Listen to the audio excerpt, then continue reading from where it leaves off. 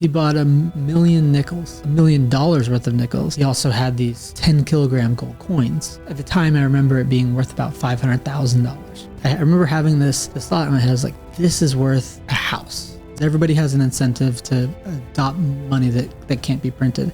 Bitcoin can solve a problem, but the system as a whole is going to have to heal. The football stadium cost $1 billion to build, and it coordinated economic activity for about 6 years. $3 trillion was like flooding the system with 3,000 Jerry Worlds overnight.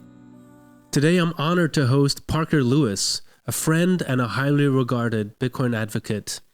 In this conversation, Parker reveals fresh perspectives through personal anecdotes he's rarely shared. Most notably, an aha moment during a drive to one of his speaking engagements. You'll also hear stories like his shift from physically hoarding gold coins and even pallets of nickels to recognizing that Bitcoin's scarcity solves the very problem gold could not. It's a more personal and pragmatic Parker than ever before, showcasing the blend of conviction and communication skills that have made him such a compelling voice in our community.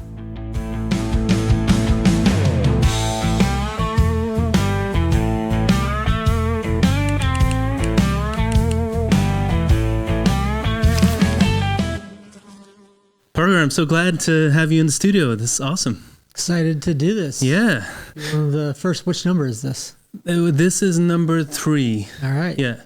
3 to 4 actually, because we have a pre episode that we're gonna squeeze in there as well. A little bit of a surprise episode, but yeah, one of the very first ones. I'm really excited to have you because, you know, in my opinion, you're really one of the world's top orange pillars, with which I mean somebody who's extremely good at explaining the value proposition of Bitcoin, and you burst on the scene in 2018-19, but I think you already were a Bitcoiner back in 2016, right? 2016 was when I went down the rabbit hole. So I'd say that 2017 or end of 2016 was when it started to click. Yeah. And so at the time you were in the hedge fund world, right? Yep. I'm curious. I've always been curious about hedge funds in general, because I think the way I got to know about them was not so much like I'm an investor, I want to invest in a hedge fund, but because these managers often are extremely articulate and they often have these theses that are contrarian, that are not what everybody thinks they should be doing, which is probably in the nature of hedge fund, like you're trying to hedge against certain scenarios. Can you tell me a bit more about what it was like for you to learn about that world? Like, you were with Deutsche Bank first, and then you were kind of in a consultancy company? Yeah, they did restructuring. Restructuring of businesses. Credit restructuring. So does that mean business who are kind of in trouble, or companies that are in very big trouble? Oh, very big trouble. Yeah, I'd say. Wow. Companies that are effectively insolvent. Right. And either need to reorganize a balance sheet, reorganize the actual management of the company, potentially liquidate. And so after Deutsche Bank, it was after the great financial crisis, there was a lot of debt that needed to be restructured, and went and worked for a credit restructuring firm that also did turnaround management. Mm-hmm. So there's the financial side of restructuring a balance sheet, writing off debt, reorganizing the ownership structure of a business, as well as then there's a whole niche industry around turnaround management where groups of management teams will go into companies that need to be restructured to actually take over the CEO role, CFO role, COO role, and from the inside of the company, not just financially help restructure the operations. And is it basically like a rescue operation where it's like, look, either we come in and we restructure or it's over? Yeah. And there's always stakeholders that have an incentive to maximize value. So typically the end result isn't just a straight liquidation. It's a reorganization of the company, recapitalization of the company. In some industries, they just need to go away.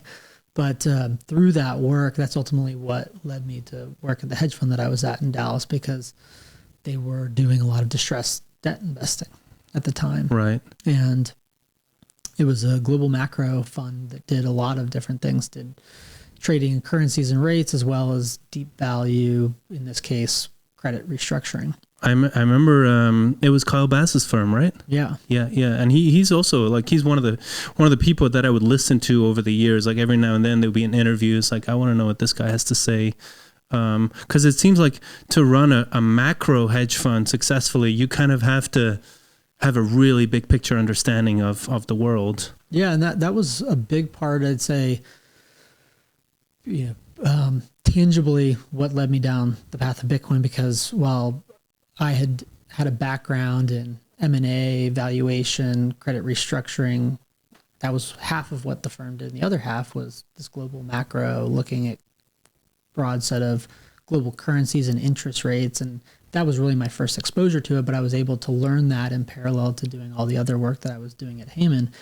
And it was through that work that, kind of when I showed up, I'd say it was probably about 50-50, but around the time where I finished up a long-term project, the firm had probably shifted to doing 90% what it had traditionally done, which was global macro.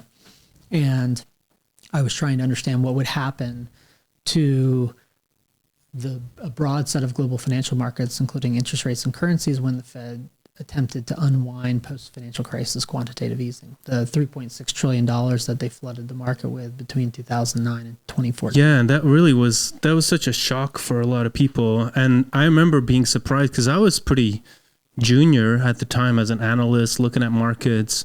And so to see really seasoned investors in their 60s and 70s in 2008-9 say like, how shocked they were at the unprecedented intervention and how much money printing was really happening. So it seems like that you were, because of the restructuring work, you were very aware of like how capital had been misallocated and where people had basically taken way too many risks. And then on the other hand, I guess I'm imagining with the global macro side of things, you were really trained to think as like, okay, where is capital going to go? Like, what is the answer? Or I guess that was, is that fair to say? Like, was that one of your, at the hedge fund, one of your jobs to try and figure out like, okay, based on what's happened, where is the money going to go? Yeah. And then how will markets respond to it? And so, if this was in 2016, I was on Wall Street at Deutsche Bank at the height of the financial crisis. So my principal takeaway, both from being on Wall Street and seeing that chaos to working in the credit restructuring world, was that there was this massive debt problem. And, in 2008-9, I didn't know the extent of it, but I just had this reinforcing sense or conclusion that something was broken, but I wasn't sure what it was. Then working in the credit restructuring world, starting to see kind of the tangible consequences to over leveraging balance sheets, and that it's not just a bean counter game when you have to unwind that and restructure a balance sheet. There's a lot of stakeholders, there's a lot of competing interests. There's a lot of consequences to a business right-sizing its balance sheet, laying people off, retooling to try to ultimately grow. And in 2016, when I was trying to understand what would happen when the Fed unwound quantitative easing. When they would stop printing money, like to put it simply, right? Realistically, more when they would start to take the money out of the system. Yeah, right. And in order to understand that, I had to go back to try to understand why did they put the money in the first place. And again, that was really principally in my role to try to help inform research for the firm on what would happen. They put liquidity into the system, and now rather than just not print, they were going to take the money out. And so the way I was thinking about it was, in order to understand that, well, I need to first understand why they had to put the money in the first place. That was the logical order of operation. And so the exercise that I went through was first understand why they put it in, and then as they unwind that, as they actually take dollars out of the system, the best way to know what would happen when they unwind it is to have a good grounding as to why they had to take that action in the first place. What I ultimately came to the conclusion was in 2016 that they were never going to be able to take the money out. They were going to always have to print more money, and that's a big part of what led me. So like you were looking at this heroin addict facing withdrawals, and then you were investigating, it's like, how do they get addicted in the first place? Yeah. And is it possible for this guy to ever get sober? Correct. And it seemed like the answer was no. And they had the belief that they could. And that the layer of the onion that I kept peeling back was like, where do the dollars go? And if there's fewer dollars, what happens to the credit system? And the way I came to look at it was that they had to put all of the money into the system post-financial crisis to effectively deleverage the system. There was a massive debt stack in the U.S. financial system and the global financial system. And like on all levels, I assume, like not just concentrated in one spot. No, yeah, all levels, system-wide, and in a way that was layered, that was, debt lent against debt, debt pledged and then borrowed against. Debt pledged as asset to then borrow more money. And if I started to think about it, like they had to put the dollars in to deleverage a highly leveraged system, that what would happen when they took the dollars out, and literally it's the Fed shrinking the amount of money supply. So if they put liquidity into the system, it's essentially dollars going into a black hole, being the Fed. That what they were effectively doing, not how they looked at it, was they were essentially recreating the problem. They were re-leveraging the system because the debt didn't magically go away. There were just fewer amount of dollars to service it all. And that when the market figured that out, which it did in 2019, then they'd have to do QE all over again. Yeah, because this is something that you and I have talked about, I think in Marty's podcast. You were really pointing out that it wasn't COVID that caused that big crash in the markets. Actually, things were already heating up. The problem was already starting to develop, and it would have happened anyway, regardless of the pandemic. Right. And most people do forget about this. And, again, I relate to people that are either where I was then or just coming into the economy. I had this innate understanding that there was a debt problem and that printing money didn't make sense. But I was trying to understand the mechanics of how all of that worked. And so I was literally trying to understand, like, mechanically what would happen, like what was the operation by which the Federal Reserve would take money out of the system, and then who are the people relying on that money, and what other assets would either need to be sold or bought. And that through that process and leading up to COVID, everyone thinks, and this is what you were bringing up, that everyone thinks about it as, oh, they had to print all that money because of the global shutdown. And it mass over, and everyone has this amnesia that they started printing money in September of 2019 before COVID was even on anybody's radar. And so in a single day, and to give people perspective, because I think that there should be this intuitive understanding that printing money just can't go on forever. Broad set of financial professionals that have been the boiling frogs seem to think that they can, but post great financial crisis, post the 2008 collapse, at the height, I believe that they were inserting $85 billion a month into the financial system. Which felt mind-boggling at the time. In one night, in September of 2019, they put $75 billion into the system. And before the COVID lockdown and the government shutdowns, they had already inserted $500 billion. Wow. Liquidity. That's wild. And I like to bring that up to reinforce for people, even if they don't understand the mechanics of it, that it wasn't COVID, and that because of the relationship between this still, and I would say even today, certainly quantitatively, mathematically, the system is more leveraged than it is today, that's why they always have to print more money, and there's no ultimate path out. Yeah, because, if the system is built on the assumption that you can always sort of get a bailout, especially for the big players, then there's just absolutely no incentive to stop being so over leveraged. It even is kind of a form of suicide. If you don't lever up when all your competition does, then you're probably going to be left out to dry. Like, you're probably going to fail in certain ways. Right. And people not only become conditioned that this has been done in the past and potentially even perceived to have worked. And that question of worked is a debatable term in terms of what people actually mean by it. But then they don't just, the broad market of financial professionals and economic actors, they don't just become conditioned that this happens. They start to believe that it can go on forever. Yep. And they lose some common sense, right, that we all grow up with, that there ain't no such thing as a free lunch, and you can't just create something out of nothing.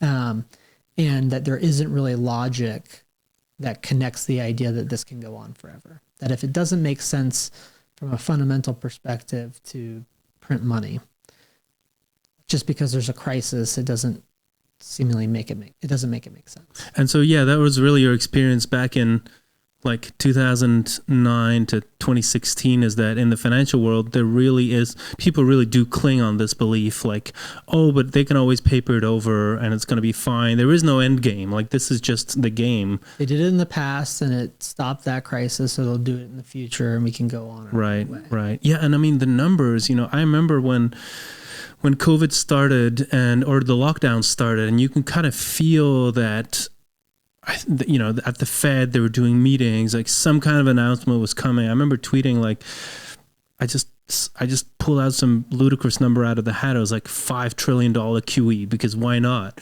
And then I think looking back, I think it was like $6 trillion, right? Is how much they... It ended up being 5. 5, okay, wow. But what they did was, and this is what I try to reinforce for people, is that think about whatever it is you create in the world, and then think about somebody's ability in the economy to buy that without any work that goes in. That's what functionally the printing of money is.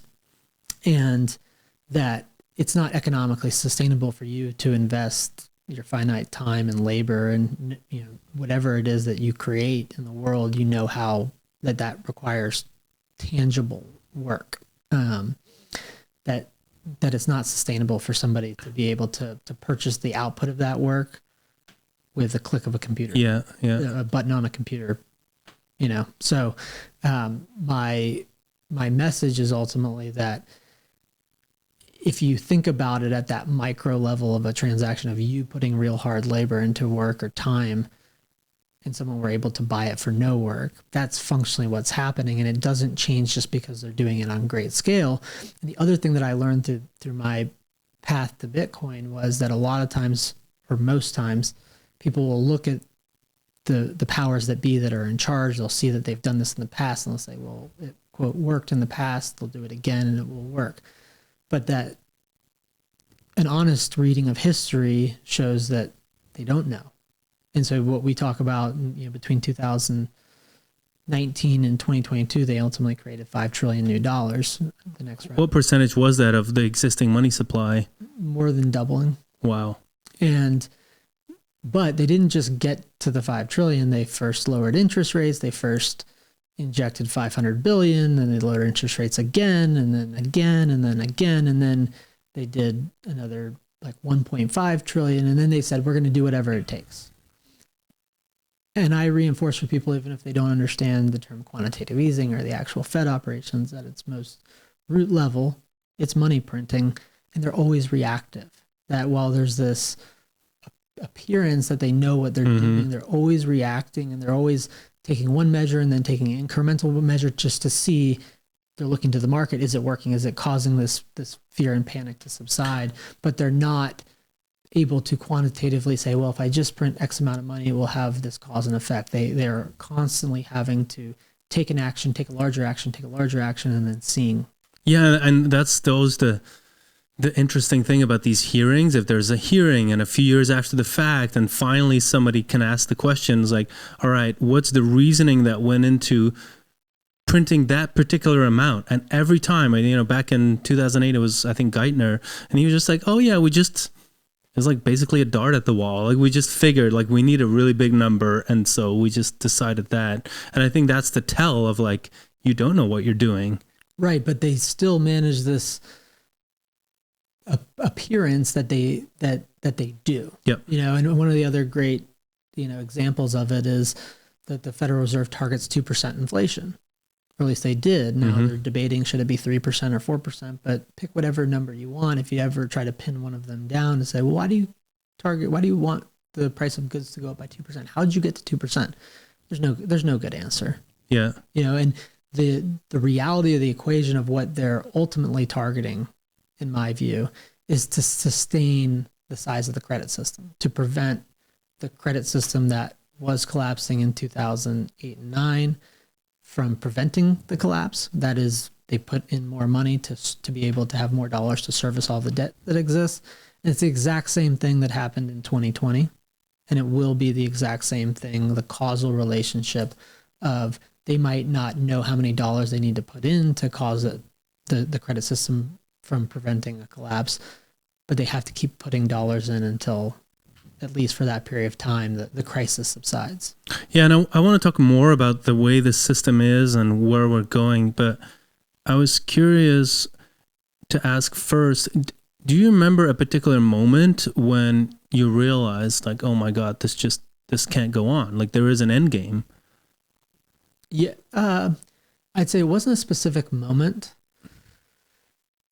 but there was a kind of cumulative period in 2016 where I kept basically taking, my research to people within the firm, Heyman consultants, and asking them specific questions about how does this work and how does that work, and making sure that my own understanding of this relationship between the debt that existed and the size of the credit system to the actual number of dollars that could satisfy them were those two right numbers. That there was X amount of debt and there were only, Y number of dollars, and that represents this massive imbalance. And that the way that dollars are inserted the system happens this way, and the way that they're subtracted. That it was through that process. It was like not a one aha, but it was cumulative of testing assumptions to making sure I was looking at it the right way. That then said, they're never going to be able to get out of this. They're always going to have to print money. And part of that connection is that the insertion of money is not just to prevent an existing credit system from collapsing. It's that they actually need the credit system to grow in order for their actions of inserting more money into the system to, quote, work. So to put it crudely, like, you have to keep expanding the base of the Ponzi, right? If you're looking at it like a system that always needs a bigger base to feed the top, well, that's kind of like a Ponzi, right? Right. And another way to think about it is, and the rough numbers I'll describe where the credit system was in 2008-9, the initial cracks of the facade to where we are today. That at that time there was about 52 trillion just in the U.S. of credit, of debt, very vanilla things like home loans, auto loans, student loans, credit card loans, state, government debt, state government debt, local government debt, federal government. So 52,000 million. Yes. Right. No, 52 million. 52 million. It boggles the mind, but that's back then. That's back then. There was only approximately $900 billion. So 50 to 1, roughly. Wow. But of the 900 billion, only a third of that approximately was in the banking system. 2/3 of it was in physical bills outside of the banking system.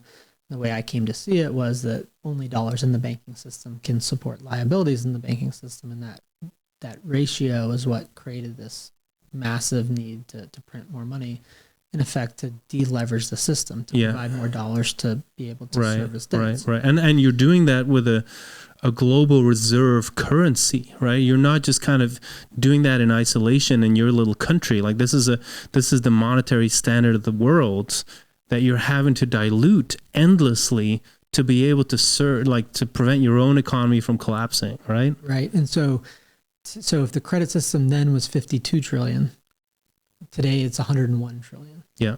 And the amount of money is about 7 trillion. So, and they're currently, or they have been over the last few years, in the process of reducing 9 trillion to 7. And that's where I describe it as you're functionally re-leveraging the system.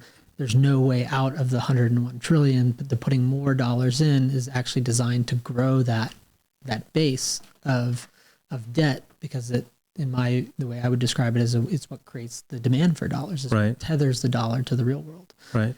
And so the more dollars that you put in, the more money that they print, the more debt that's created, and it's by design. Because if you just think about the current state of play, $101 trillion of debt and $7 trillion, if you're subtracting that, there's fewer dollars to service the debt. But if you didn't do anything, there's still 101 trillion of debt that needs to be serviced and not enough dollars to go around. When the market figures that out, it creates this cascading collapse. Yeah. That as essentially debts can't repay, then that has a knock-on effect of other debts not being repaid, and the system literally just starts to collapse on itself. And because it's so leveraged, because there's so much debt, it can't just live in this world where status quo, not print any more money and just see what happens. Yeah. It's interesting to me how, you have such a good grasp of all this essential information because you kept digging deeper and deeper and deeper. And then the framework that I've seen you use, and correct me if I'm wrong, but it feels quite Hayekian, like the emphasis on the role of information in an economy. Did you start reading Hayek at some point? Because I think the first time you and I met was here on South Congress. I think you were reading one of Hayek's books, right? Yeah. So I did get into Hayek, and I don't even remember how exactly. It was either through a recommendation of Saif Dean or somehow I went down the Hayekian rabbit hole. And I'd read The Road to Serfdom, The Use of Knowledge in Society, The Pretense of Knowledge, and started... Yeah, I don't like to think of money as just an information system, but that's the output of it. That it's one of the other things that people struggle to understand so much about Bitcoin. And well, that's the output of it. And what do you mean by that? That a price system, or to not get too academic, but the house costs $1 million, the bottle of water costs $3. A steak costs $20, that the existence of readily available prices only exists because of mass convergence on a form of money. And then people begin to price their goods and services in the money that they have adopted and use, that prices are emergent, and that those prices are information. They are information. But they're an output of a large group of people converging on a form of money to like a large group of people having subjective values and then together bidding on certain goods in the economy or having demand prices, and then where the ask and the bid meets, that's the price, right? Right. And then if they're going to create something of value, a widget, a car, anything, they know what amount of money goes into it, so then they price their good based on, if it costs me X to build, I need to price it for Y to be able to do this sustainably. Wait, you're saying the value of a good is not created by how much labor I invest in it? It is not. You're saying Marx is wrong? Marx is wrong, the labor theory of value, all of it. All right. Absolutely, I agree. Absolutely. It's funny because it's funny and tragic at the same time how many people cling to this labor value theory because it gives them kind of an excuse to be a victim. It's like, oh, I invested all this labor, so you owe me. It's like, well, no, maybe you invested all your labor building an ugly piece of art that nobody really values. Right. But then that gets really skewed in a system where you can print money for friends, because all of a sudden there's a lot of money available for the thing that maybe in a free market would not be valued at all. Well, that's a great point. And I think one of the things that happens at a system level or a societal level is that they may not know about the Fed, but if they're listening to this podcast, they're learning about it, and that it's this big institution with a lot of sophistication. It's been around for over 100 years. What is it, like 20,000 employees? I think some 24,000. Crazy number. And they assume that, it's this big institution and they're sophisticated. But the example I like to use is, imagine you had 100 people, your 100 friends, and you all agreed to use a certain form of money, not by you all got together, but you individually arrived at that conclusion. And one of them had the ability to create the money out of thin air and buy the other 99's goods and services. Individuals would never opt into that system willingly. They would never, 100 people they would never choose one person and say that one person gets to buy all of our goods and services without doing any work and they can create money. And then there's this disconnect between that micro example that someone can relate to then the macro example of a quasi-public institution doing it because they assume that, well, if they were doing that, then they're acting in all of our interests. But there's not actually logic that gets to the core of it, which is what, if you had the choice, would you grant that? Yeah, it seems that there's a lot of economic theory that offers a good cover for that operation. Like Keynesian theory always struck me as this idea that, oh, the economy is a big engine and the money is oil and fuel. And, you know, in order to keep the machine running, we have to always pump more liquidity into it. That's kind of the feel you get when you hear these speeches of central bankers and stuff. But that's not the case, right? No, and it's you know, when you relate it to an individual, whatever it is that they focus their time and energy in to produce the value and the output, at that individual level, they can understand that it doesn't make sense. It wouldn't make sense if you had to put in a certain number of man hours, some certain amount of real cost to have somebody else come along and purchase it without any equivalent value on the other side. And that what I came to see the printing of money, and this is kind of getting back to Hayek, was that the printing of money ultimately distorts all economic activity. It distorts all of the information in the economy or in the market, for that reason that if 99 out of 100 are out there operating honestly and having to put real effort to deliver real value, if just one entity has the ability to not put in that same value, it distorts the value of everybody else. And that's ultimately what causes economic imbalance and large-scale economic instability, that it all derives from the printing of money.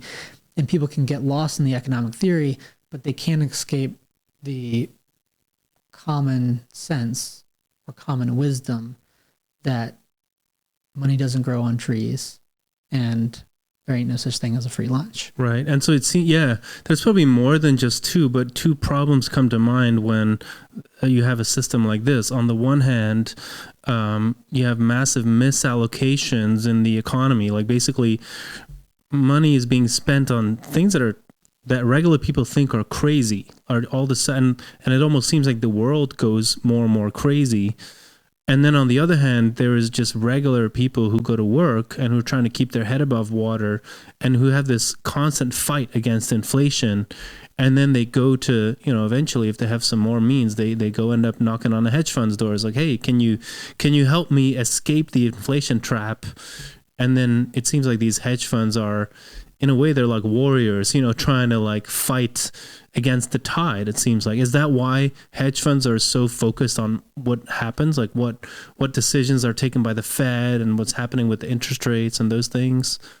I think that if we relate it to the hedge fund world, they're most aware of it. You know, maybe a combination of hedge funds, investment banks, people that operate or are very close to commercial banks. So it's not specific to so people funds. That have a high degree of freedom to choose where to invest in the world. And just knowledge of how the money system works. Yeah. Right? Because everyone is effectively struggling with the same problem.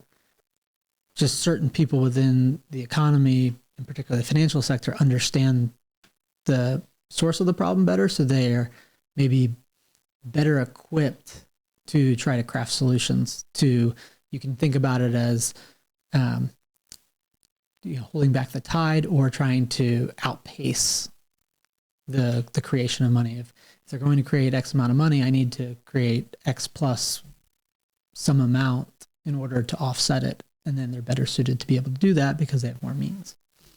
Do you think, you having been born and raised in Texas, do you think that had any impact on kind of, a level of healthy skepticism, or a level of like, maybe these guys in DC, like, maybe we shouldn't trust all them? Like, do you think that in a way you were less gullible than somebody maybe who grew up in New York or on Wall Street might have been? I think that it was probably not having grown up in one of those financial sectors. I don't know if it was specifically Texas. I think that there was also something that was probably more how I was raised, of spending what you have, Like stay within your means. Staying within your means, living frugally. I don't, know if I got this from my parents, but always just had an aversion to debt and to, what that ultimately means. Or one way that I think about debt is consuming something that you haven't yet produced. Right. And it's not to say that's a bad thing. I just personally had this aversion. And then when the financial crisis happened in a very formative period in my life, this thing, even if I didn't understand it, that solidified that something was broken. Right. And that then when I connected it to the debt, that's when kind of in a more quantitative way, in addition to qualitative, just living my own life, that's when I figured out, okay, now I know what is precisely broken. In 2008, 2009, I had this sense that something was without being able to put my finger on it. And then through the work that I was doing at the hedge fund that I was at in 2016, 2017, that's when it really, the picture came into focus. I remember, feeling a kind of a shock and anger when I first started realizing that economic crises are not just like the weather where all of a sudden, there's a storm and, you got some bad times and then things get better. When I first started realizing, no, these are the consequences of actions of people. And those people were informed by certain ideas and ideologies, and they created a huge problem. And the crisis is just kind of the comeuppance. It's just the restructuring, just the kind of the Ponzi that can't go on forever and partially collapses. That really, I remember that was really a shock. Like, wow. I mean, it's also empowering to realize, well, at the time, not so much. It was more depressing because I thought I didn't see another way. Like, what did you ever have like a gold standard phase where you were like, maybe we should go back to 19th century finance or something like that? Yeah, there was probably a 6-month period where I was, because part of my journey to Bitcoin was first having to understand gold, and that too happened because I was at the, I was at the hedge fund that I was at. And didn't Kyle Bass buy like a whole container of nickels or something? He did. I've seen those. He bought $1 million nickels. No. $1 million worth of nickels. Right. Which is 20 million nickels. 20 million nickels. Yeah. And funny story. It was part of what helped me understand money. And money can be a little esoteric, but he also had these 10 kilogram gold coins. And 10 kilogram gold. That's huge. At the time, I'm sure we could do the math now, but at the time, I remember it being worth about $500,000 for one coin. One coin, and you could hold it. Wow. Do you remember what was on it? It was, I always get this wrong. I think it was the South African. Oh yeah, Krugerrand. But that was probably a really special edition because they do them in 1 ounce, right? Yeah, this was 10. This was kilo. Yeah. 10 kilo? Yeah. That's not 10 ounces. No, 10 kilograms. Yeah, wow. That's 300 ounces or something like that. Yeah. You feel this weight and it's heavy. And I remember having this thought in my head. I was like, and there's been a lot of inflation since then, but this is worth a house. What I have in my hands is worth a nice house in Dallas, Texas at the time. And then we went to the location where he had these 20 million nickels. And I saw pallets upon pallets. Like if you could see what 20 million nickels looks like, it just requires a massive amount of space. And then you have this 10 kilogram gold coin that's worth half of it that you can hold in your hand. And that was something that viscerally connected. Okay, there's something different about this thing, gold, than those things, nickel. Even if I don't know what that is, and I've since, I think, formed a perspective of what that difference was. But in around the same time period, I went and did diligence on a gold company, that was working to do, basically try to go back, not necessarily to a gold standard, but a gold-based payments platform. So I had to go down the rabbit hole of gold, started to understand why gold had emerged as money. I started doing these mental gymnastics of, can you put Bitcoin on top of gold, and Bitcoin will be the digital asset that moves and it's backed by gold. And then I ultimately realized that no, Bitcoin has created the scarcity that exists in gold. But it was, there was a 6-month period where because I came to the conclusion, there's some people that figure out that they're always going to have to print money. and say, well, they've been doing it for a while, so it's just going to continue to go on. I was not one of those people. I realized that that was a problem and that it couldn't go on forever. Yeah, that it was going to accelerate. That's the thing, right? You Yeah. can always print more money, but the thing people don't realize is like, yeah, you can always keep doing it, but it accelerates inevitably, which means that the inflation is also going to accelerate. Right, and it is actually through that process of printing money, which we can talk out at greater length. That's actually what causes the economic structure to decay. All of that distortion. It literally causes supply chains to break by sending a bunch of bad information to every economic actor. But before I got into Bitcoin, I came to the tangible conclusion this can't go on forever and that there's going to have to be another solution.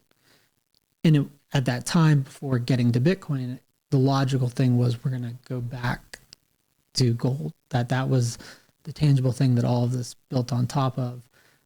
And then went down the Bitcoin rabbit hole and figured out that gold was actually part of the problem that led to all of this fiat money. Yeah, and also, I mean, in both of our lifetimes, we've seen gold initiatives fail, right? Well, I mean, I think Gaddafi famously wanted to put Africa on a gold standard, and I think even Saddam Hussein was like kind of talking about a gold standard, and not to like talk up these particular, whatever leaders or dictators, and then there were some private initiatives in the U.S. that also failed, where they were trying to issue, and because every time the stash of gold was somewhere in a room, just like how you saw the nickels, like the gold has to be stored, and then you get super vulnerable to a regime who wants to just keep printing digital tokens.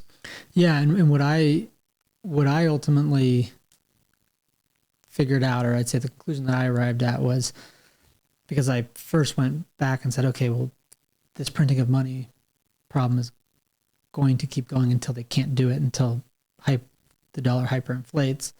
So without having the forward-looking solution, the most logical solution was what existed prior to this.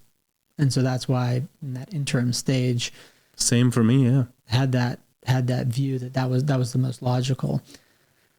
But then as I started to understand Bitcoin and understood that it was actually the perfection of both of these things and that we weren't going to go back, I also came to the conclusion that, and there was a reason why, but the fact that gold, because originally the dollar emerged as a fractional representation of gold, people would get dollar bills and they were actually contractually convertible to physical gold, that was the origin of the paper notes known as dollars, at least in the United States.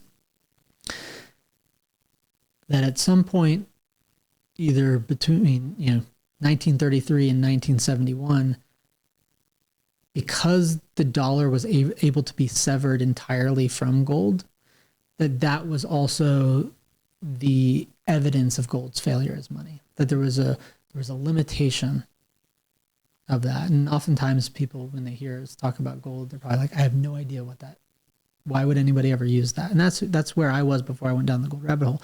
And I tell people that they don't have to understand gold to understand Bitcoin, but that the conclusion I came to was that if the dollar problem emerged and the printing of money emerged from a foundation of gold and then was able to be severed from it, we were never going to solve the problem by going back in time to a prior state that ultimately helped arrive at the current state, and that we would have to find some solution that solved the problems that caused gold to fail in order to fix the money printing problem.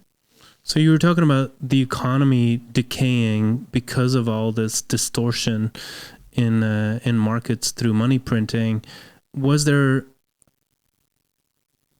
ever a personal experience with that decay? Because it's like, for you to go into all these rabbit holes, I guess there is an extent to which it can be self-gratifying. It's like you're just learning more, and that's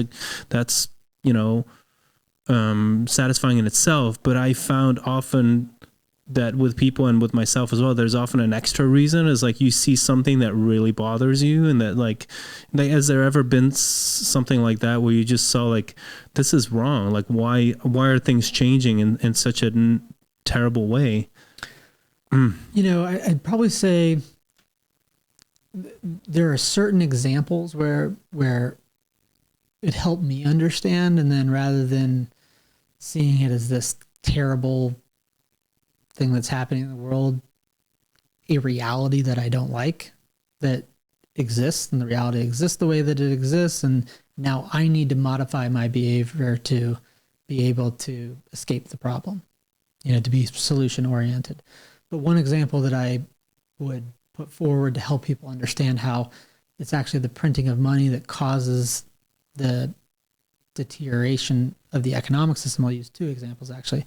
But one, being in my formative years on Wall Street at the time of the financial crisis, I'd just come out of college, didn't have a lot of savings.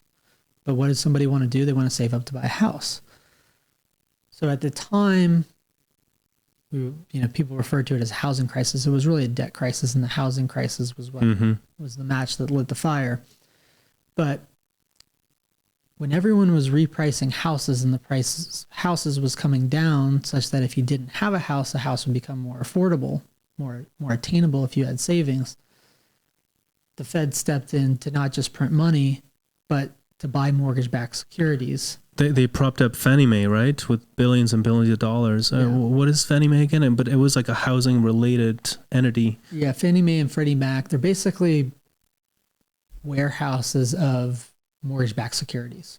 So you buy a house, you get a mortgage on it, and then those mortgages get packaged up, and Fannie Mae essentially buys the mortgages in a securitized form. They provide funding to that market.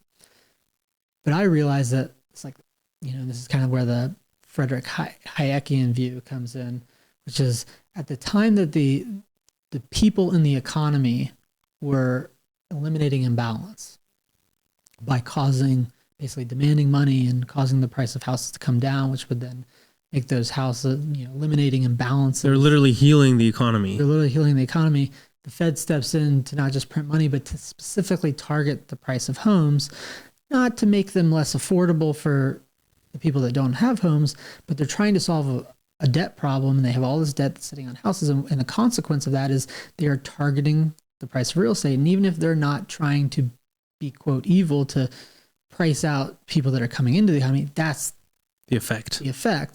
And that what then ends up happening, well, rather than say a home price going from $500,000 to $400,000 to make it more affordable for somebody that hasn't yet been able to save up enough to buy a house, they also send a price signal that houses are worth $500,000. And then that attracts resources within the economy to build more homes because they think that they can sustainably sell them. Yeah, wasn't there a boom that started in 2010 already? Like I remember, or that was the bottom that that was seeing people come in again. Effectively, the bottom. They were coming in, reacting to these manipulating price signals, and this whole swath of people that invest their time and energy being a real estate agent, that they're responding to bad information. Yeah, and that is part of this process that. Resources are drawn in to a market that otherwise wouldn't be there, and it's only there in an unsustainable way so long as they print money. I think it's very true. Like you and I both saw our generation being priced out of the market because of all this money printing. And we knew it wasn't going to happen overnight, but that was going to be the consequence. And we're living it today, right? 10 years later. Yeah. Like people our age and younger, they can't afford a home pretty much. Right. And so rather than the economy rebalancing and becoming more sustainable, it is allowed effectively by force to be sustained in this very unstable way. Now we have houses are pseudo money nowadays, right? It's like a surrogate piggy bank. Yeah, and then eventually there will be another collapse, and then all the people that have been drawn into the business of building and selling housing are suddenly going to find themselves 10 years down the line with massive amount of economic instability. Another example, which is maybe easier for people to understand about how the printing of money causes distortions and ultimately economic collapses. Another thing I remember reading, this would have been in 2014, people know generally about the Venezuelan bolivar hyperinflating. Well, back around that time frame, GM actually manufactured cars in Venezuela. Wow. And they would need to import parts from suppliers in the United States and other parts of the world to then assemble the vehicles in Venezuela. So much money had been printed in Venezuela, and the Venezuelan bolivar had begun to hyperinflate. If you Google when hyperinflation began in Venezuela, it was like 2016 or 2017, but it really was hyperinflating in 2013, 2014. GM had something like 500 million or a billion Venezuelan bolivars, and they had to write all the bolivars off. They first wrote off 20% of them, and then within a year they wrote off 100% of them, or 99%.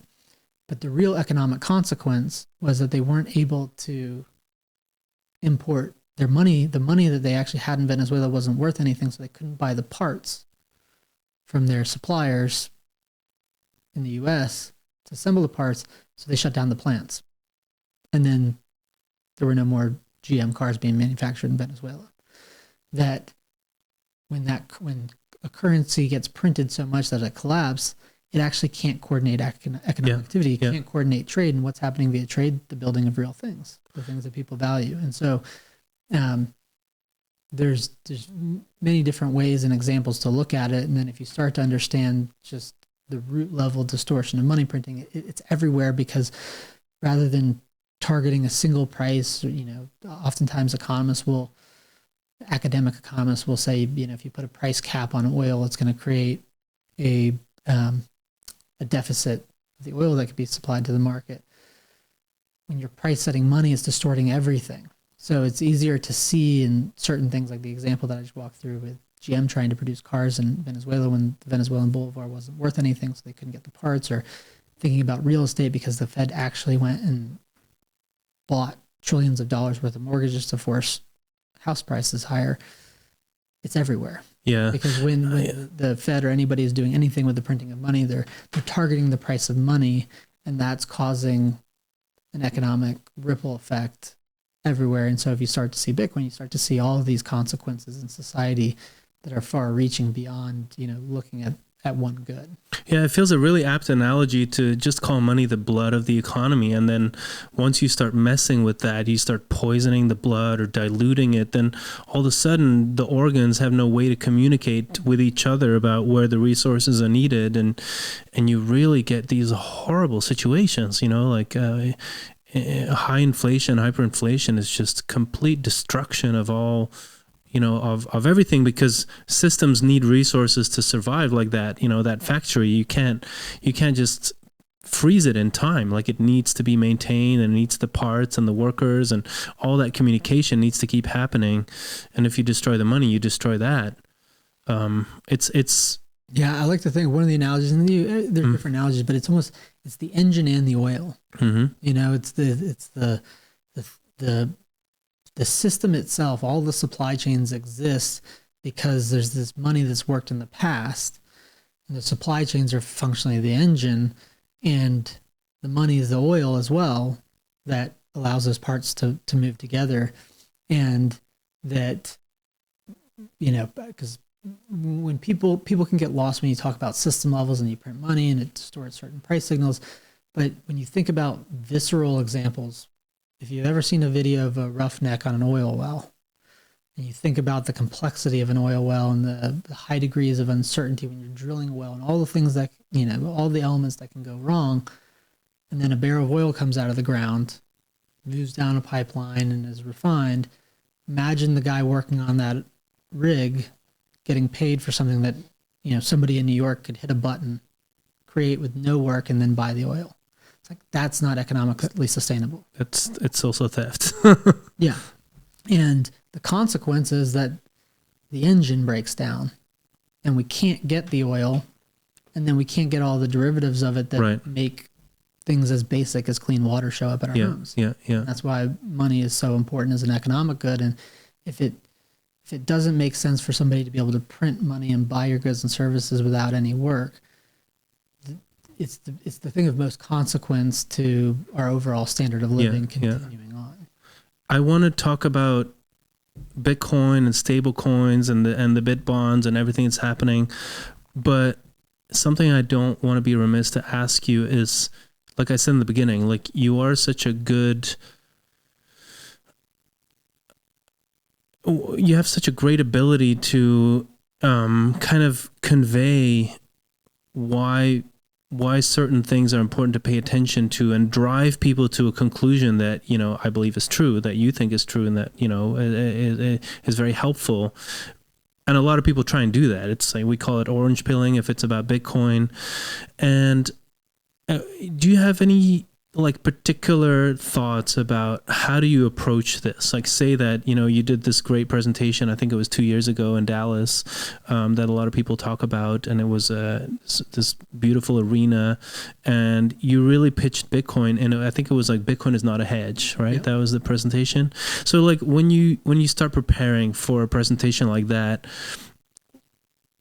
how does that work for you? Like, how do you, what are steps that you go through with the end product being that presentation? Yeah. So, you know, regardless of what medium is, like say if it's on this podcast, and envisioning who the audience is. Is that the start? Yeah. Yeah. Yeah. And it's thinking about their persona and their psychology, and then trying to connect a problem that oftentimes, you know, in the context of Bitcoin, people look at Bitcoin as this, they either don't understand it, can't begin to understand it, but they oftentimes think of it as a solution in search of a problem. And so generally I try to connect for people that there's a problem and that they're suffering from this problem. And the way I can relate it in the most personable way to what somebody does, or what, you know, in that case, we were in Old Parkland, and I generally knew the type of audience that was there. I, you know, probably knew a third of them to 50%, but I knew who the persona was, and that I'd also had real lived experience of a lot of people around the time frame asking me, you know, why Bitcoin was going down when there was inflation, because oftentimes people describe Bitcoin as a hedge to inflation. And so trying to connect something in the real world that's happening, or that's happening to them, that's relevant to them, connecting it to a problem, and then getting back to the fundamental, using that avenue, connecting that there is a problem, that they suffer from it, to something in the real world, and then making Bitcoin be tangible to somebody in the simplest way possible, to see how it solves that problem, and then presenting a vision forward of how we go from where we are today to the future, and why it really is a solution, and how, you know, oftentimes people struggle of how could Bitcoin go from this thing that I think of as a financial asset trading on a screen that I see either on CNBC or my computer, to a fully functioning form of money that's used to facilitate trade. But it always starts with a problem, and the more that I can relate it to them and the questions that they have to unwind or to rewire their own psychology, that's what I find to be effective. And it was after a lot of trial and error doing it poorly. So yeah, so basically a lot of in-person conversations as well. Yeah, like when I first started explaining Bitcoin to people, I'd start with the coincidence of wants and the origins of money, and that was a great way. That's the cliche, right? When you see these sketches online of like some Bitcoiner, and it's like this long-winded tale of like, you know, have you heard of the rhinestones? Yeah, exactly. Right. And the first time I would say I was effective at doing this, I had failed several times with those, you know, what's the definition of money and all this, you know, I won't say nonsense. It's all valid things, but it's about communicating. How do you get through to somebody? I was driving up to Dallas from Austin, and I was thinking about the presentation that I was going to give, and I was going to be giving the presentation to a bunch of people that were part of YPO, Young Presidents Organization. These people that were, I think you have to be, before you're 35, you have to have started a business, you've been a president of a business that has at least $20 million of revenue. And I had all these different resources that I had, presentations that admittedly hadn't been super effective. And so I was driving up I-35, and I was just going through, like, I could do this resource or that resource or this one. And I just came up with a plan. I was like, I'm going to have this slide that shows each week between the COVID shutdown and like March of 2020 to May of 2020, and each week how many dollars the Fed created, and focus them first on that as a problem, and then get into Bitcoin and its fixed supply, and that it represents money that can't be printed, and just creating this very stark dichotomy between you have a problem, it's the printing of money, it's never going to stop, it doesn't end well, and now let me help you understand this thing, Bitcoin, in relation to that problem, and get into the specifics of the 21 million fixed supply, and not try to focus on anything other than that. Yeah. That resonates for me for sure. If I think about, and I've definitely failed a lot as well at talking about Bitcoin in different ways. The most successful times are when you can really connect with what's going on for the audience, what's going on for them, and to help them understand, like, there's an aspect to your life that maybe you weren't entirely aware of, and it's unsustainable and it's problematic, and it's affecting all of us. And so it's like, instead of, here's something I'm excited about and I'm going to keep talking about it, I'm going to try and start with you. And I think that's why, I don't know if you do it too, but when I talk to people in person, which I don't actually orange pill in person that often, but when I do, it's kind of like basics. If you do have sales training, it's like, well, you listen first, kind of like, what is your problem? Like, why are you curious about Bitcoin, or why, why do you here? Right. Yeah. Why you even ask these questions? Like, another thing too, because if someone's listening to this podcast, we've thrown around a lot of numbers, right? And I remember that day, like, over the course of March of 2020 to May of 2020, the Fed had created $3 trillion. And I connect for people, even people listening to this podcast, that $3 trillion is a number that is too large for anybody to conceive. So in this case, we were sitting in Dallas. I connected it for them that the football stadium, the American football stadium in Dallas, it's called AT&T Stadium, but it's known colloquially as Jerry World, after the owner, Jerry Jones. Cost $1 billion to build, and it coordinated economic activity for about 6 years, from the planning phase to actually having a stadium that people could walk in and play football in. $3 trillion was like flooding the system with 3,000 Jerry Worlds overnight to help understand the magnitude. And the other thing I did was I just walked each week. I read out the numbers. It was like 120 billion this week, 300 billion this week, 200 billion this week. That it has this more visceral impact on people when they can start to relate to just how large these numbers are, that they can connect that I'm not just going to be lulled to sleep by these large numbers that are being thrown around. I can actually start to discern how broken the fact that this exists is. And then your psychology is more open to connecting that, okay, this really is a problem. It's not just going to go on forever. And now you're telling me that this thing, Bitcoin, has to do with that. Now I can start to think about it in that context. My mind's now more open to considering that this is a solution, because there needs to be a solution. Yeah, you're helping them paint a picture in their mind, and then from there you can lead them somewhere. I remember also, I think it was Tony Robbins who had this point where if you want to teach someone something, you have to start with something they already know, and then you build a bridge to something new. Yeah. You're like, it's like this, and then you add something, or this is what you already know and it's valid. Well, here's another thing that you can attach to it that's also true. Right. You start to basically walk forward that logic. And that's the cool thing about economics, is that it's human action. So you can start, there's so many possible examples that you can start with that are just very small and everyday life. And then you're like, look, it's the same principle, except on a much larger scale that's happening. Right. And then the other thing that you connected to back, basically asking people questions. The other thing that I have found effective, and for the people listening to podcasts, that their frame of mind is, I also figured out through many failures that Bitcoin is complicated. It's difficult to see. The more information you throw at somebody, the more likely they are to shut off, the more likely their eyes are to glaze over.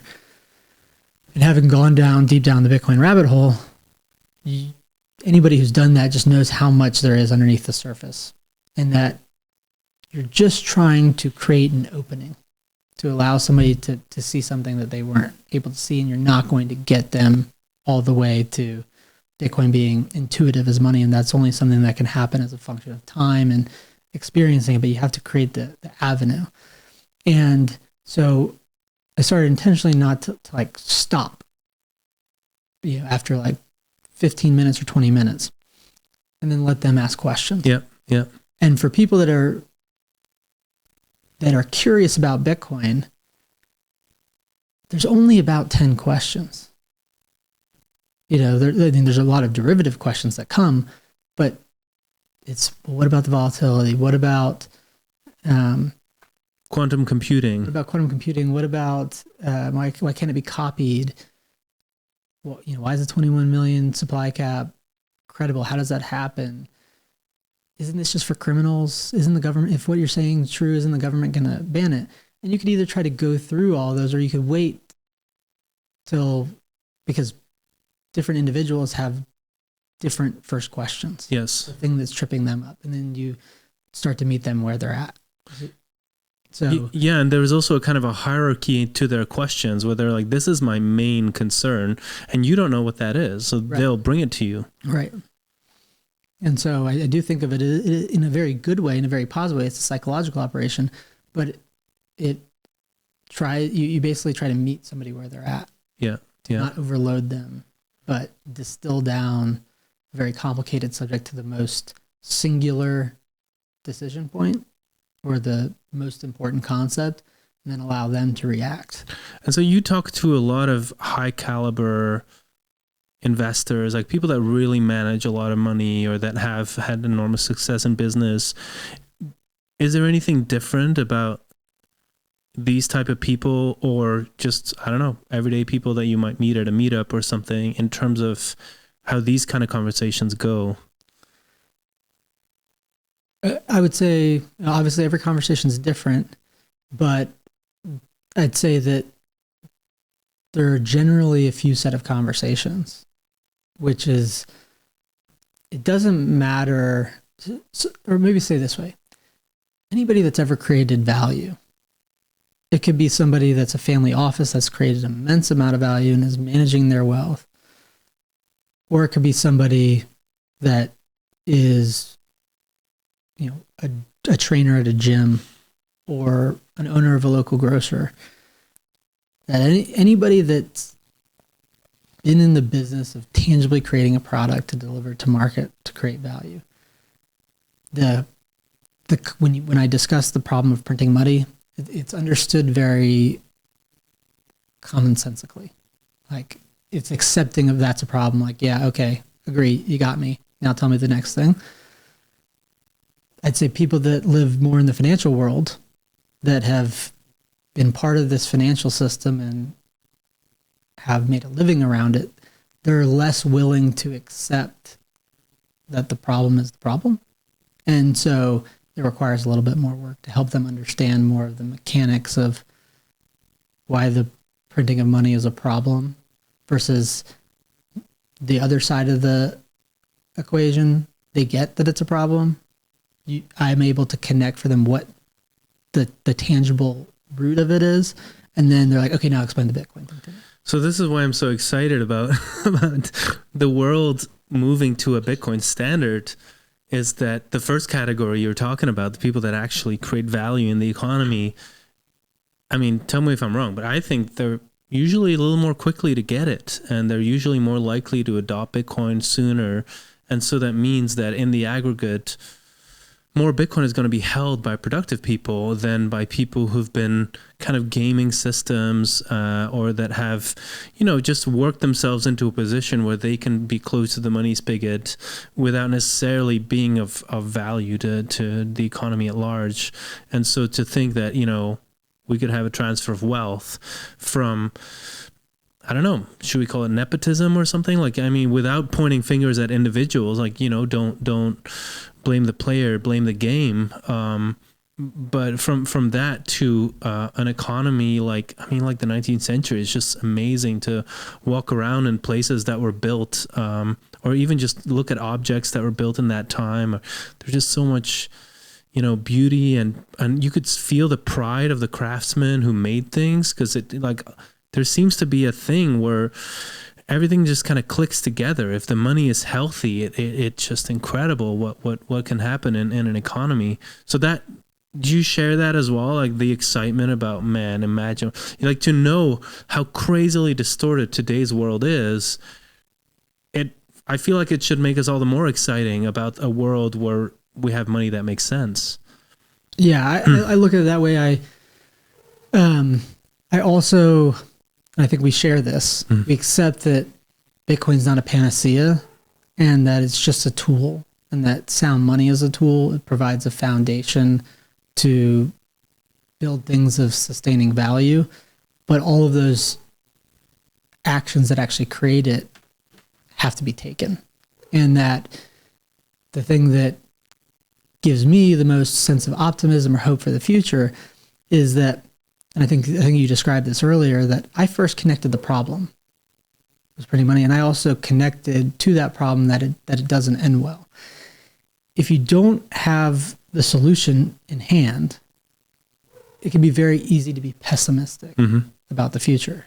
If you just figure out that they're always going to have to print money, and that the currency system is going to collapse, and that has dire consequences, but you don't see the other half of the equation, that, oh, the thing that's going to help heal this system exists, and we just need to get it into more people's hands, it doesn't mean that there's not going to be trial and error and people trying to create things of value and failing, or that we're instantly going to get back to this ability to relearn skills that have been lost, that's going to take time.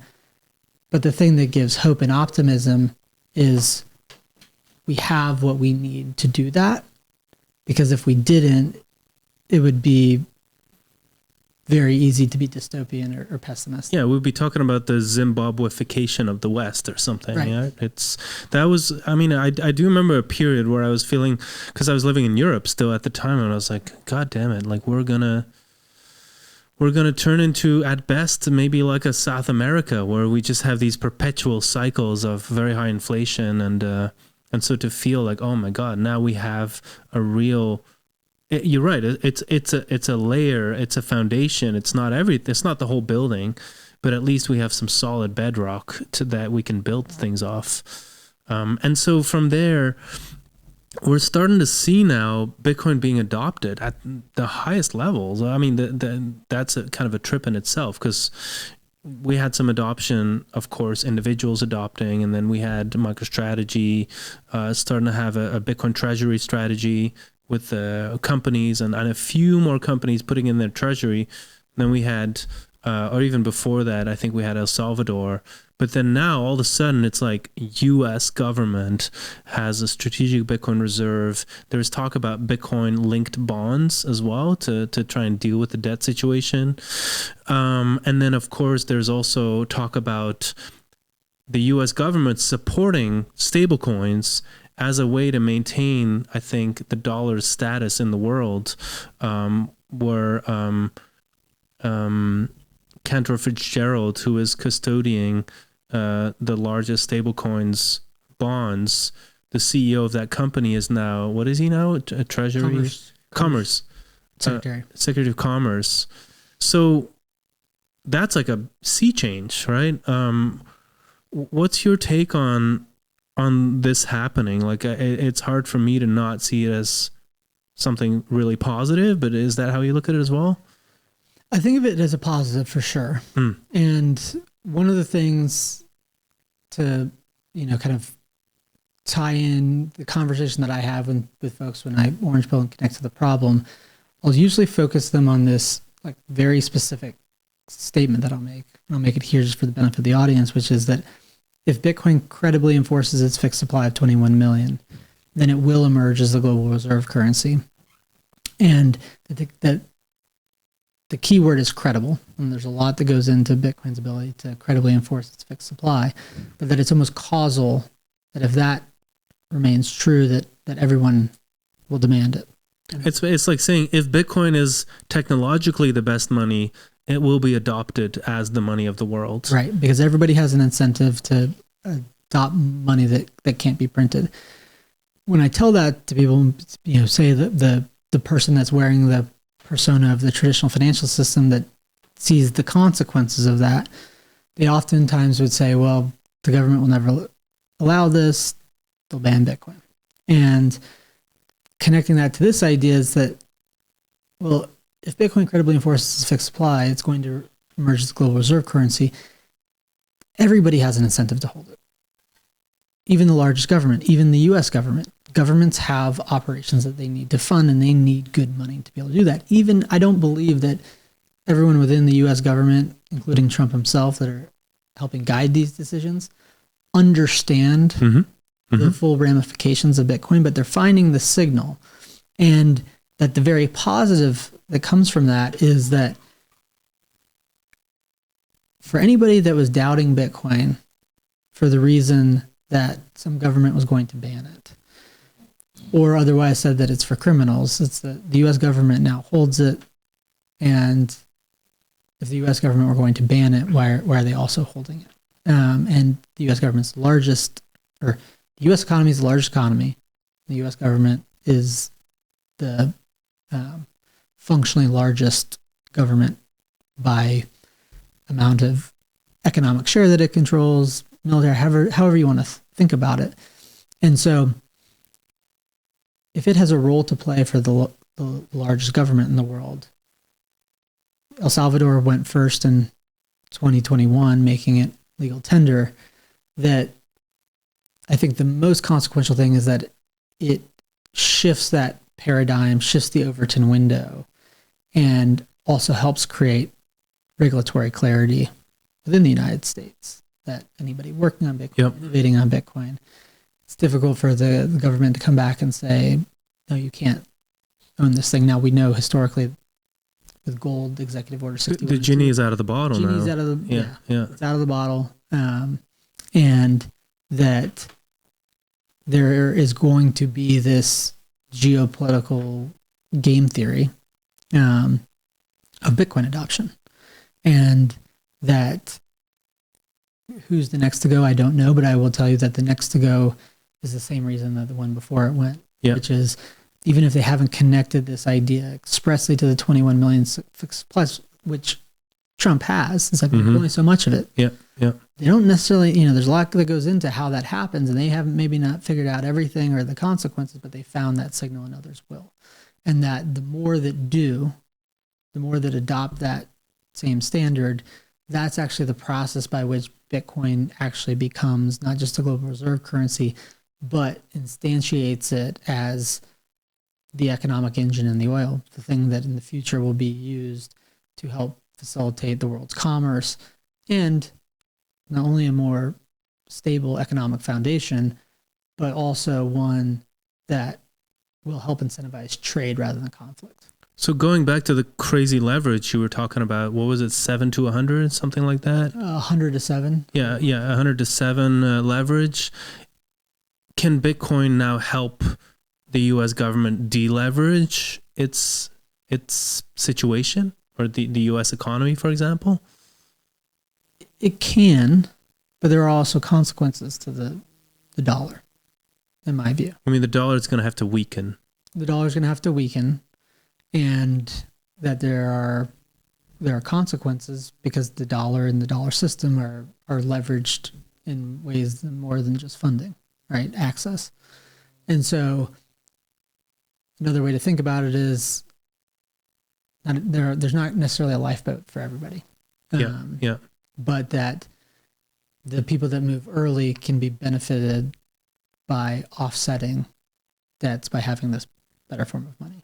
There's still, I don't want to walk around it, which is that I'm somebody who there's no such thing as a debt jubilee.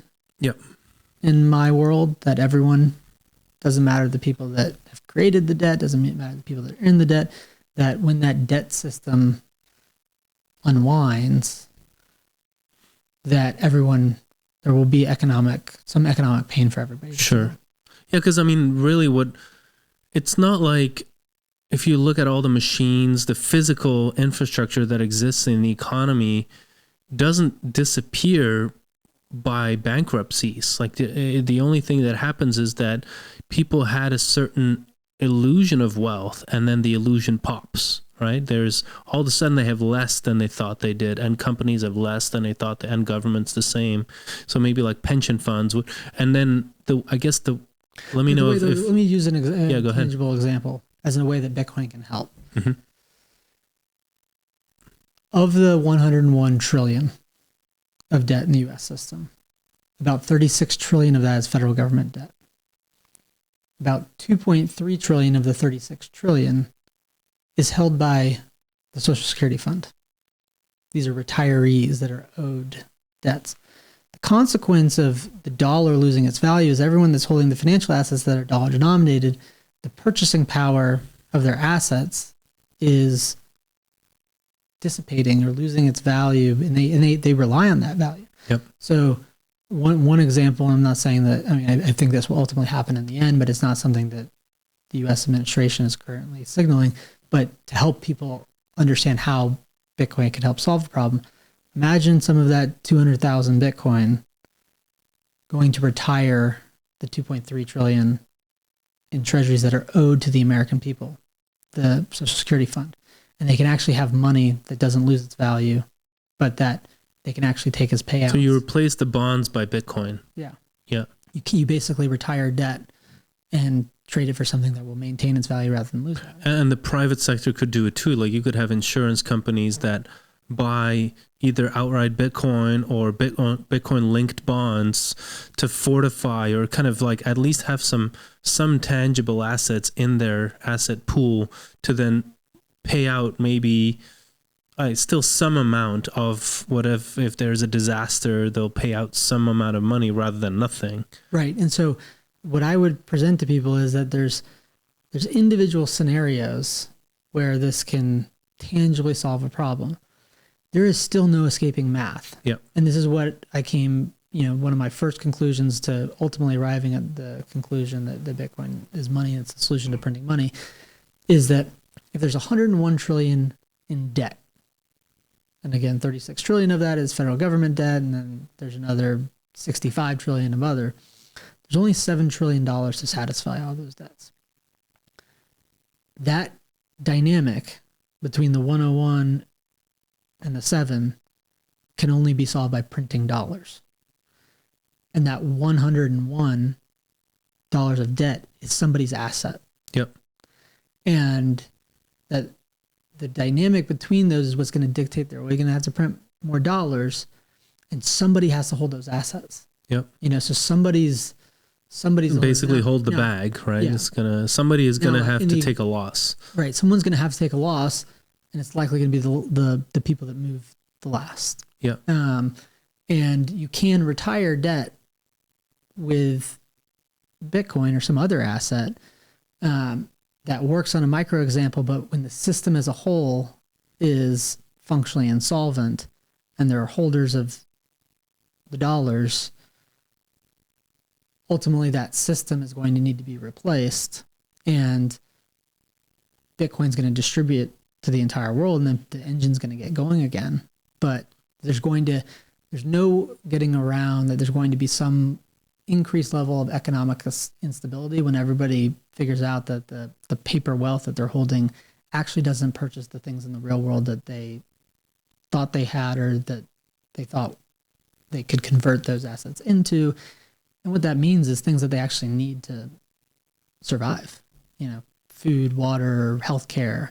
So Bitcoin can solve a problem, but the system as a whole is going to have to heal. And you can't just print away debt. Debt is something that society pays. No more vacations to Marbella for a while. Like an example of it, so some people have this view that, we print the debt and we print the money and we get out of the debt. It's like, no, the money is actually the thing that's making the economy work, the trading engine, the goods and services to go. That, imagine again the scenario of Venezuela and the Bolivar. they were in some amount of debt. Their currency hyperinflated, and then they couldn't get clean water and power. What was the real wealth? The standard of living. And so while Venezuelan bolivar denominated debts might have been more easily paid,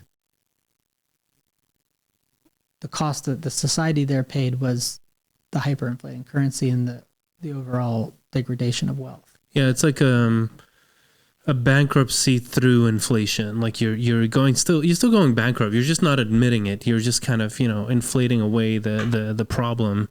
Yeah, and what I think happens, I come from, past life of the restructuring world. What's going to happen is that, not every asset survives, right? Like you mentioned, there's still a real economy. Yep. But that real economy is largely, at least in the United States, run on dollar debt. Use a tangible example. There's an oil company, and it's getting dollar debt to be able to finance its operations, to be able to get oil out of the ground. Well, a lot of those companies are probably insolvent. They can't pay their debts unless the money's printed. But let's say one of those companies goes out of business at the same time that the dollar's hyperinflating, and it doesn't matter how many dollars you get, you can't get more oil out of the ground. People are going to take Bitcoin and say, I like that asset. Here, let's retire that debt. Let's inject more capital. Now I'm the owner of the asset. There's actually a valuable asset that's underneath that, which is oil. But you actually need the money, the good money, the money that other people are willing to take to refine it and get it out of the ground and get it to market in a way that we can all use. And so I think that we're going to go through this global restructuring where Bitcoin is actually the funding currency to retire debts. And that's how we'll actually get back to a place of economic stability. But there will be some assets that don't merit. Makes total sense. Yeah, and then with Bitcoin. That was my no close. That was my strategy from the beginning when I started writing my newsletter, was because I feared there's going to be a Great Depression, or there's going to be an inflationary depression, or both. Like some kind of combination of hyperinflationary depression or a depression where they actually allow bankruptcies to happen. Like 2008 would have been, I don't know if you agree, would have been a depression had they not come out with those massive money printing schemes. And so to me, it seemed like if you looked at what successful investors had done in the past, was if you had liquid assets with low counterparty risk that were really scarce, then you were in that position to buy up the assets that had been abandoned because the owners couldn't service the debt anymore, or didn't have access to new investment to get things going again. And one way I think about it, because I think that we're headed towards some sort of global depression, like inflationary or credit collapse. The most logical is that they keep printing money until the currency doesn't work. But that, I'll keep going back to the Venezuelan example, that the Venezuelan economy deteriorated, their wealth. People can say it was because of communism, but communism leads to printing of money, and it's actually the printing of money that causes the economic engine to destroy. They're related to each other. But wealth was destroyed through that process. There was infrastructure that could no longer be run. Cars couldn't be manufactured. Plants need upkeep to be able to continue, even if you had money to be able to produce cars. And that you could look at that and say, if that's the way that the world's heading, like that's a real dystopian vision of the future. I looked at it and said, well, there were all these currencies that worked around it, and so aid was able to be flown in, and there was an economic foundation to help the rebuilding. That's Bitcoin for the entire world. That whatever the future scenario would be, if you subtracted Bitcoin out of it, that pain would be far greater. And the existence of Bitcoin is what, again, provides that foundation to rebuild, but not just rebuild the same old economic instability on top of money printing, but on a foundation that's actually solid to the core. And if you know that, then you're able to tolerate that future uncertainty, because we actually have a solution to the core problem. Yeah, so your newsletter is called Gradually Then Suddenly, also your book got the same title. And I've heard you explain this idea in the past that I believe you said when a bankruptcy needs to happen on a kind of on the economy level, or some kind of reckoning needs to happen, that and the same with Bitcoin adoption, like when society needs to figure out needs to grasp something really important, that knowledge doesn't spread instantaneously. It goes very slowly. And then you said, once there's a threshold of 10 to 20% of the people that really get it, then you get to the suddenly phase where all of a sudden all of society starts to realize, I got to get on this life raft, or I got to do this to hop from the old world to the new world, be it, go through the bankruptcy or adopt Bitcoin or those kind of things. And so, and tell me if there's anything I said you disagree with, but my question is, do you feel like, the old economy that is so problematic and Bitcoin adoption, do you feel like that suddenly moment is going to coincide, where the collapse of the one is going to coincide with, for example, Hyperbitcoinization? Yeah. So you think that those will go like hand in hand? Yeah, I think they're and I always like to reinforce, it's the legacy currencies are not hyperinflating because Bitcoin exists, but the two are related because Bitcoin presents and provides a solution to the problem of printing money. That the economic decay is actually at a root level caused by the printing of money and the sustaining of imbalance and allowing economic instability to not just exist, but to grow. And one of the examples I use is that if you ever look at a currency that's hyperinflated, you can see literally on a chart this gradual degradation of the currency in the context I'm describing now. It's losing its value against real goods. It's losing purchasing power against real goods and services, but you can see it most distinctly against other currencies. So say like the Venezuelan bolivar against the US dollar, or the Argentine peso against the US dollar, or the Turkish lira. And it's this gradual decline where people are figuring it out. And then on a chart, you can see overnight where confidence was lost. Like the panic phase. Yeah. And the currency wasn't destroyed at that moment. That was the period where enough people had figured it out, where it was then impossible to deny. Well, yeah, exactly. Where people realized this is inevitable. This is happening. Yeah. And so I think that it's true in two ways as it relates to Bitcoin. And one way that I would communicate it to people is like go all the way back to when it was just, the person who created Bitcoin, Satoshi and Hal, and there were two people in the system. For the other 8 billion people, it was really hard to see Bitcoin. And then some cypherpunks joined the movement, and there's 100 people, and still you got 8 billion people. It's hard for those other people to see Bitcoin as money.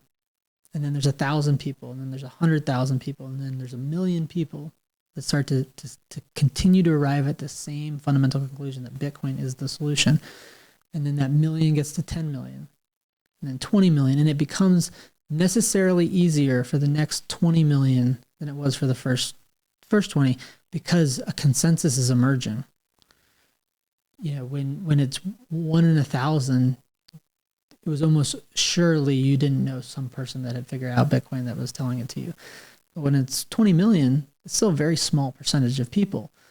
But once it gets to be 1 out of 100 or 1 out of 20, when 1 out of 20, that means it's in the whole world. Someone in your very close proximity has come to the conclusion that Bitcoin is money. The consensus is so large that it becomes easier for the last 19 out of 20 to figure. Because it's also the infrastructure gets more and more sophisticated. Bitcoin banking, Bitcoin storage. That's another important idea to articulate for people, which is that we're not still looking at the same status quo as we were in Bitcoin in 2010 or 2015. That tools actually get built to make Bitcoin better as money. Right now I'm working on Bitcoin payments. The more that people see that there are people in the world accepting Bitcoin as payment, that makes Bitcoin easier to understand as money. And so people are finding it out. They're having to sit down and listen to these podcasts. But then once the consensus becomes more obvious, after those people go one by one by one by one, at the same time they're opting out of the currency that's losing its value for very discernible reasons that they're printing money, then everyone figures it out all at once. And it's one thing to have to adopt Bitcoin when you're sitting down thinking about these concepts about economics and the printing of money, and they're always going to print money, and how does Bitcoin enforce its fixed supply, to if enough people have opted out of that weaker currency that gets printed and into Bitcoin, people don't have to understand why Bitcoin's working. They need something to store value. Yes. It's A versus B. And if they don't get into the currency that's holding its value, they're literally not able to buy food or buy healthcare. It becomes an urgent necessity to find an alternative. And it's like you pick up the phone and the phone works and you don't have to understand how the phone works. When you're one of those very early adopters, you need to know in this context how the phone works because it's your value. Yeah. And your value is tied to your time and the things that you've created up until that point in the past. And you really need that to survive into the future, to continue on with the same standard of living, so that if you were to put it at risk or perceiving to put it at risk, you do that with high degrees of discernment. But if enough people have figured that out and gone before you, and your currency is in an increasingly and more rapid way losing its purchasing power, and you need that purchasing power, then you rush in. So I do think that like the hyper monetization point of Bitcoin, or hyperbitcoinization, is the other side of people figuring out this money printing, and that that their money isn't holding value, and that they need a solution, and it becomes an instinctive reaction than one of intellectual curiosity, because enough people have gone before to evaluate it and to actually form the consensus of what the going forward standard of money is going to be. And so here's where it gets really subjective. How close do you think we are to that moment? I think at any point in time, you find me over the last 3 years saying 10 years. So if I was being honest, I would say it's somewhere in the next 8 years. That I don't have a crystal ball, but my framework of thinking about it is very logical, which is Bitcoin has its halving every approximately 4 years. Right now, we're at approximately, an inflation rate of Bitcoin being 0.8%. Bitcoin, well, I guess it's come down, but it's 1.6 to $2 trillion in equilibrium, and say there's 400 trillion of global financial assets. Say that maximum, if you just use that percentage of roughly 0.5% of people understand Bitcoin. I would say it's some subset of that. So 0.5% of the people understand Bitcoin. 0.5% of all the assets are Bitcoin at this moment. Yeah. And we're 16 years into Bitcoin, knowing that two things happen. I think we talked about this before, but that information distributes in an accelerating way. The printing of money happens in an accelerating way, but distribution of knowledge happens in an accelerating way. Thinking about this podcast, one to many, my book, someone else's podcast, some country, doesn't matter which one, printing money and the currency hyperinflating, that's information distributing through the market. And as more people have come to the conclusion that Bitcoin is money, the rate of adoption accelerates, as well as the distribution of knowledge. And then the price rally itself is a huge signal of information that ripples through the world. Yep. Right. And price is information. That gets back to the Hayekian view. Now, someone might not know what the signal is, but it's still information. Oftentimes that information is Bitcoin didn't die.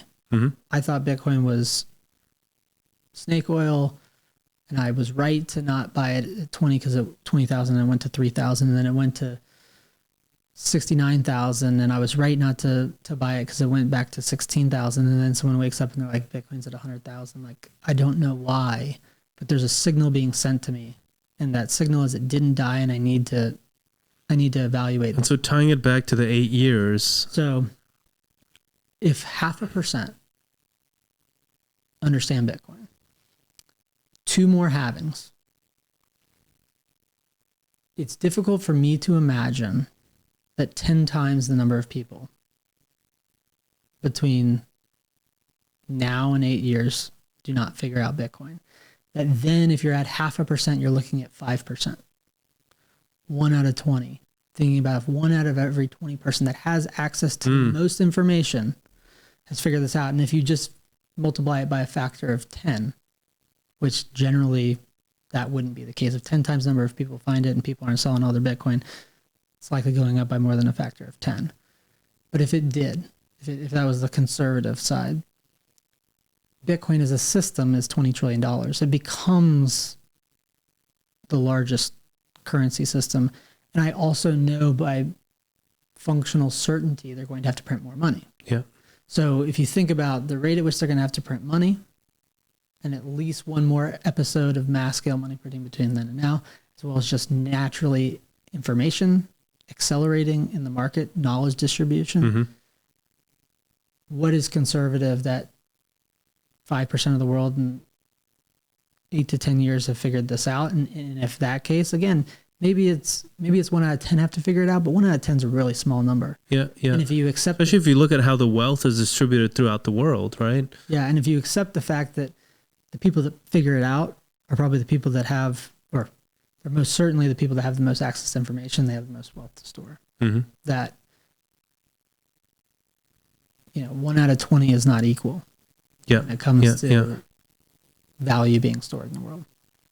And all of the infrastructure that's being built coinciding to make Bitcoin a better form of money, that it's just difficult to see where it's come to this point, how it's reacted historically, and all of the fundamental economic things that you also know to be true in the world, that if we were to go 2 more halving cycles, having 3 years from now and then another having 4 years from now, humans are instinctive and respond to survival instincts, and everybody needs sound money. So could it be slightly longer than that? Possibly, but every time that any government resorts to printing money, which they functionally have to do to sustain their credit system, that helps people understand Bitcoin.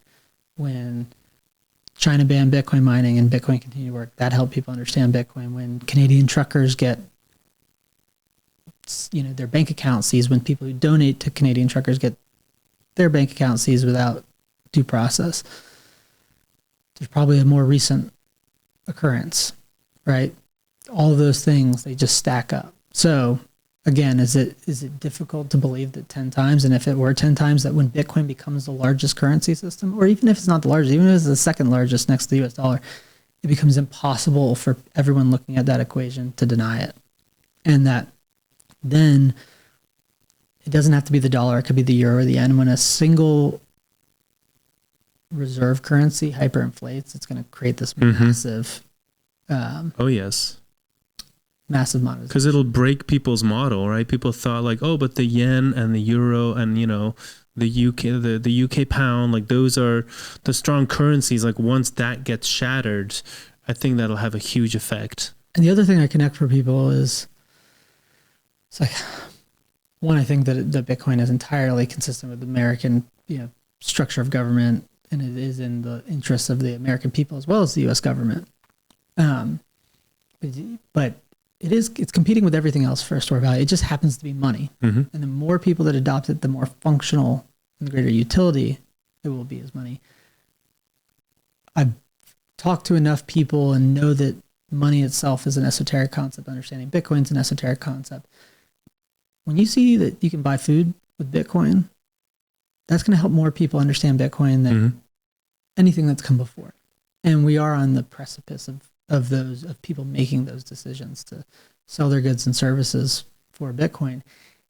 And then if you connect that you can't store the same value in 2 currencies at once. You have to choose. Yeah. You can store different value in 2 different currencies, and you can choose 10% this and 90% that. But you can't store the same value in the same thing at the same time. You have to choose. And the more people that figure out that Bitcoin's fixed supply is credible, and that the larger it gets, the more secure it becomes, the harder it becomes to stop, then that just snowballs.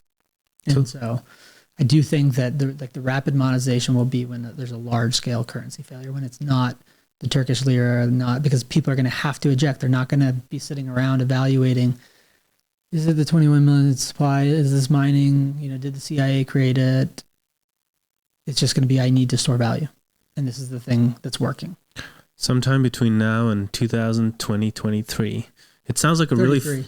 33, yeah, 2033.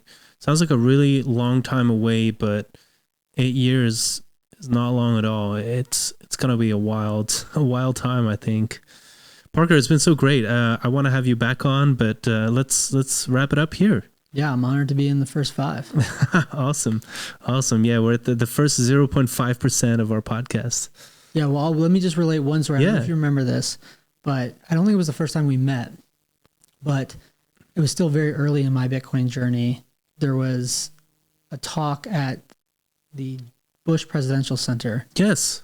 And I think it was somebody else that was supposed to give the talk, and you were subbed in last minute. I was slipped in at the very last moment. Yeah. And it was you talking counter Robert Kaplan, who was the Dallas Fed president at the time. Yes, and then a professor as well. And or Ken Hirsch, who was he was the CEO of a natural gas company. He was the moderator. He was the moderator, and he said the way he introduced you was he explained that he had bought Bitcoin when it was $200.